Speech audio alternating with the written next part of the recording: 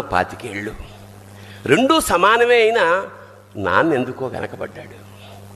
ఇంట్లో జీతం తీసుకోకుండా అమ్మ, తన జీతం అంతా ఇంటికే ఖర్చు పెడుతూ నాన్న, ఇద్దరి శ్రమ సమానమే అయినా అమ్మ కంటే నాన్నెందుకో వెనకబడ్డాడు.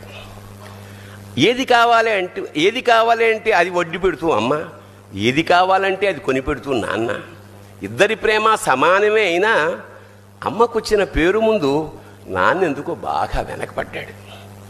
ఫోన్లోనూ అమ్మ పేరే, దెబ్బ తగిలినప్పుడు అమ్మ అని పిలవడే, అవసరం వచ్చినప్పుడు తప్ప మిగతా అప్పుడు గుర్తురానందుకు నాన్న ఎప్పుడైనా బాధపడ్డా ఏమో.